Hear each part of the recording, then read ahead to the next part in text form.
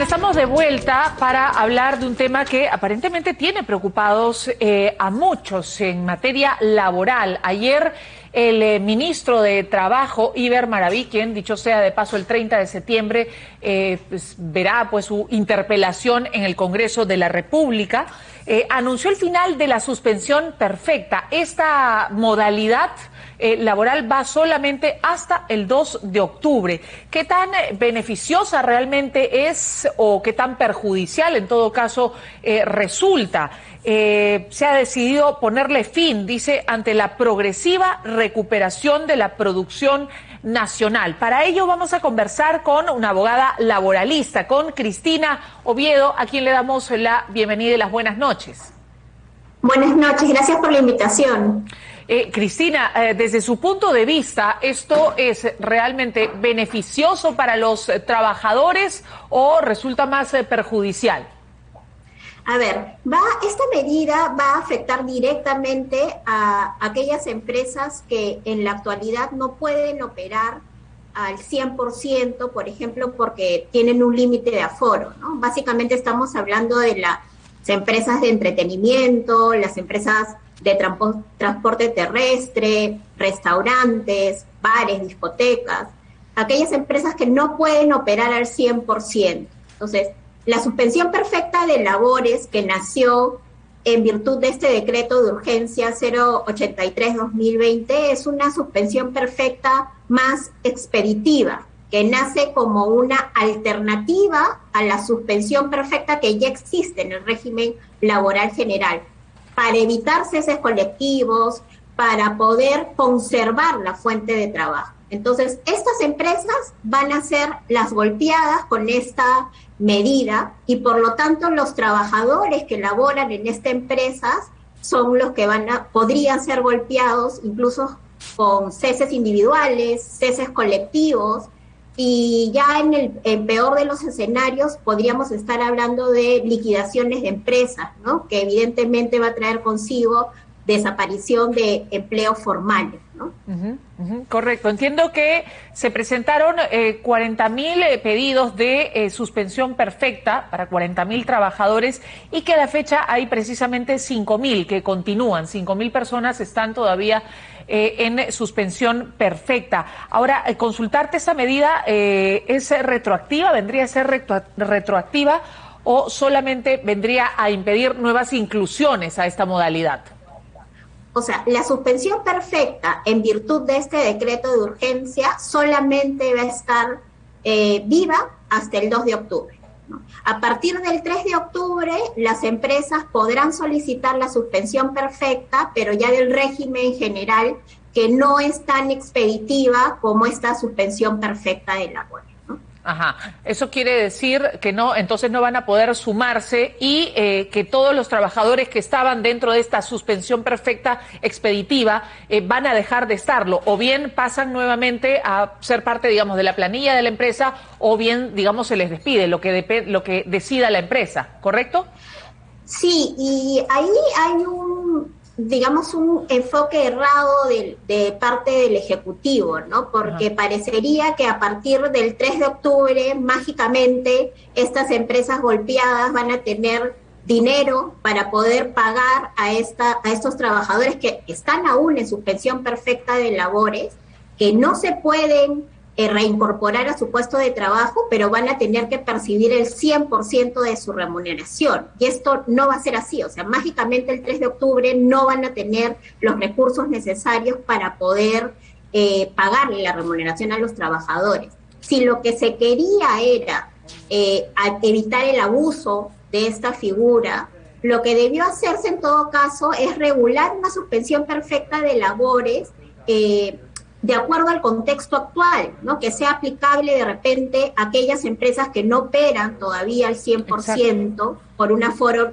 reducido, y incrementar la fiscalización laboral, que justamente es una de las medidas que el propio ministro señaló en su Agenda 19 que presentó ante la Comisión de Trabajo la semana pasada, ¿no? Eliminar esta figura no era la solución para evitar el abuso, ¿no? Se ha ido por el camino más fácil, Claro. considero yo, más populista, sin pensar realmente en la reactivación económica del país. Claro, difícilmente se vaya, ese sea el camino para lograrla. Claro, ¿qué va a pasar ahora con las personas que se queden sin empleo? Si es que una empresa decide ya no contar con los servicios de esos trabajadores porque no quiere o no puede asumir la planilla, para despedirlos tiene que pagarles sí sus beneficios laborales.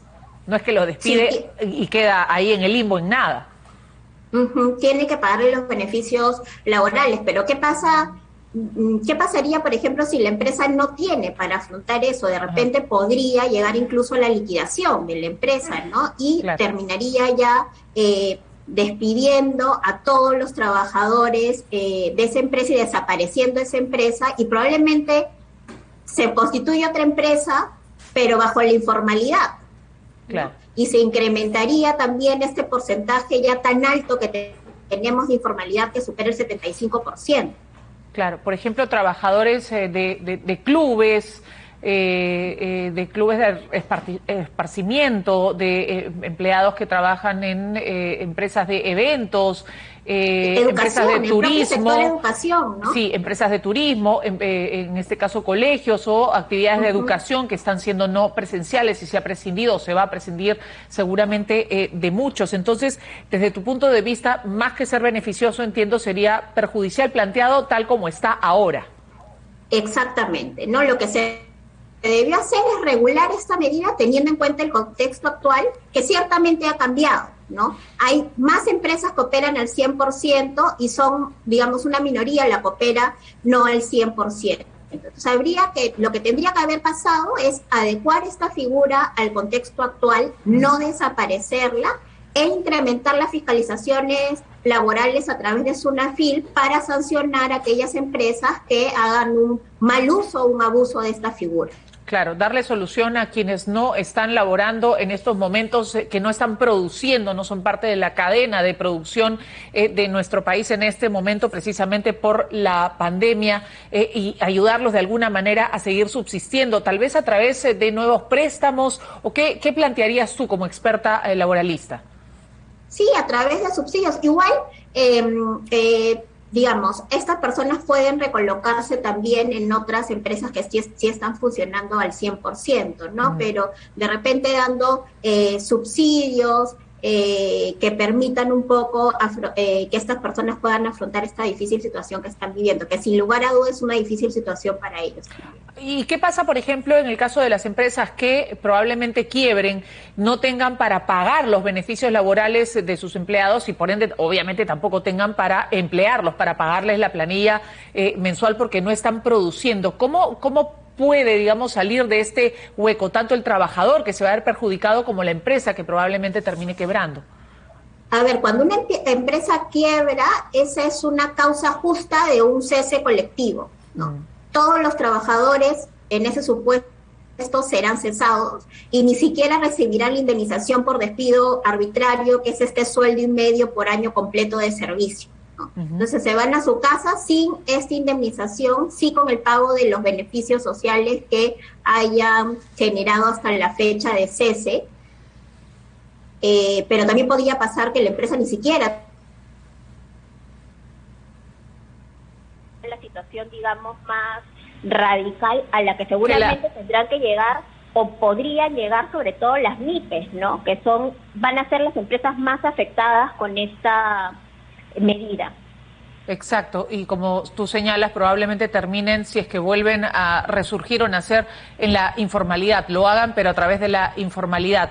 Muchísimas gracias a Cristina Oviedo, abogada laboralista, por estar con nosotros esta noche hablando de la suspensión perfecta y los perjuicios, en realidad, que vendría a traer para miles de trabajadores. 5.000 personas actualmente están dentro de esta planilla o dentro de esta suspensión perfecta, dentro de esta modalidad, y probablemente varias empresas, micro, pequeñas y hasta medianas empresas, terminen siendo perjudicadas con la quiebra debido a esta decisión. Cristina Oviedo nos señala entonces que debió pensarse un poco más antes de anunciarse o lanzarse, lamentablemente. Son las 10:31, vamos a una pausa y volvemos con más.